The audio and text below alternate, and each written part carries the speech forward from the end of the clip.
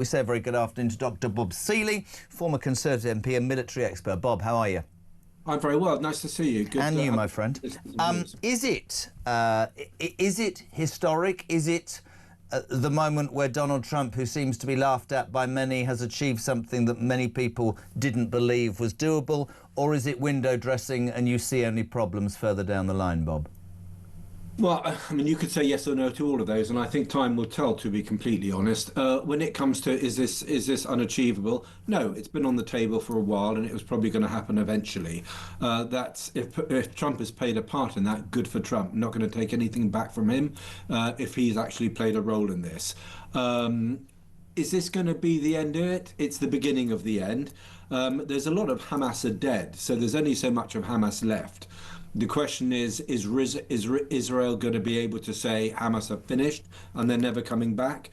If they can't say that, then this may continue. And also Hamas, we know, hate Israel. They want to kill Jews and they're not happy unless they're doing that. So there has got to be some more movement on both sides. Hamas have got to give up on the idea of genocide against their enemy.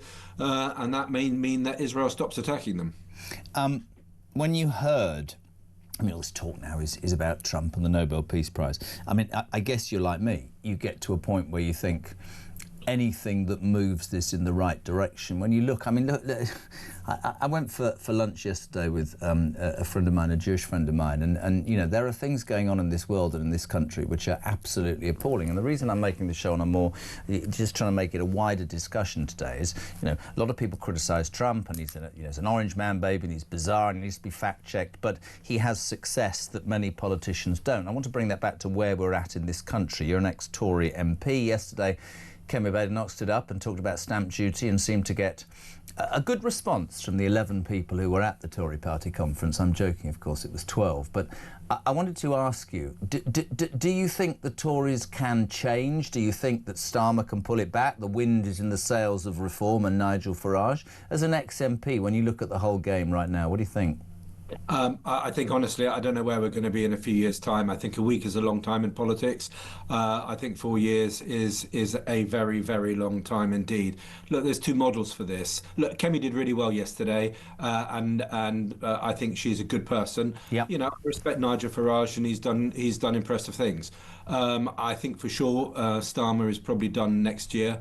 Do you? I think, well, it's difficult to come back from. Look, in many ways, I hope he isn't done next year, and I hope he carries on, because his leadership is so bad, it'll guarantee that this is the last Labour Party government in our history. And Jeremy, as a patriot, I don't want socialists anywhere near government. But would it be fair to say, and you know me, I'm straight, that your party is suffering from that right now, which she was impressive yesterday. The stamp duty announcement was impressive, but there are millions of people in this country that even if you offered them £100,000 in cash tomorrow would say, we don't believe you, we've stopped listening to you, and you're going to have to go away and serve your time not in power for a number of years. Would you agree with that, Bob? Well, I'm not going to sit here and say that's categorically untrue, because you're right. You know, the fact is that when people say you had 14 years, why didn't you? You know, I can tell you, mate, I feel that pain. Yeah. You know, when we were told exactly how high immigration levels were, the Conservative side of the Conservative Party, you know, their mouths hit the floor, because we knew that actually as Conservatives we're elected to deliver on promises, and for 14, 15 years we were effectively shrugging our shoulders when immigration was going through the roof. And look, I mean, I like Boris, but the fact is he was an old Etonian Jeremy Corbyn. That's sadly the reality, and there are a lot of people in Red Wall seats who love Boris because of what he represented, etc. But the fact is he was way too left-wing, and to Kemi's credit, she's trying to push that back and remind folks that actually we're a Conservative party. When you as a Conservative, and I just want to take you up on that, not take you up, ask you, because one of the things that I've criticised Kemi with over the last few months is that this, you know, we're sitting having a review for 12 bloody months, which creates a vacuum. If it had been me, I'd have come straight out of the traps and said, I believe in this, this and this, I'm going to work on detail, but I want you to know that that's where my heart lies, in true Conservative values that you might think this party is lost. But we heard nothing for 12 months, which has enabled Farage and Reform and other parties as well to go on the front foot. That's a political mistake in my mind. Look, I wish I could disagree. If I'd been advising Kemi, I would have said you've got to set out your stall. You've probably got a month when people are listening to you when you take over.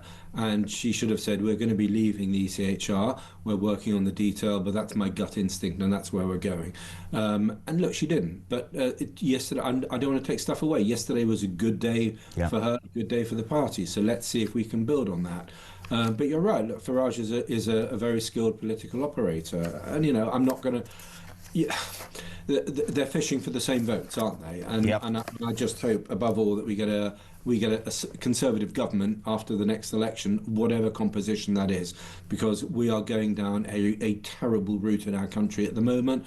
We've got an economy in decline because it's simply not growing. We're over-regulated. We're overtaxed. I've just been talking to an accountant this afternoon. My God, I mean, the rules and regulations around taxation are an absolute nightmare. It's no wonder people want to go off to Dubai rather than build businesses in this country. We've got to... We haven't even talked, because we've got time, about bloody ID cards. Listen, I feel I live in North Korea half the time, and I'm being completely straight. It'd be really interesting. 4 very quick questions. It's a test. It's a yes or no.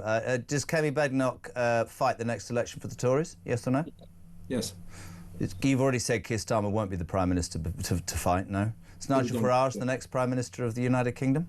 It's looking like it at the moment, but a week is a long time in politics, and 200 weeks is a very long time. And is Bob Seeley making a comeback?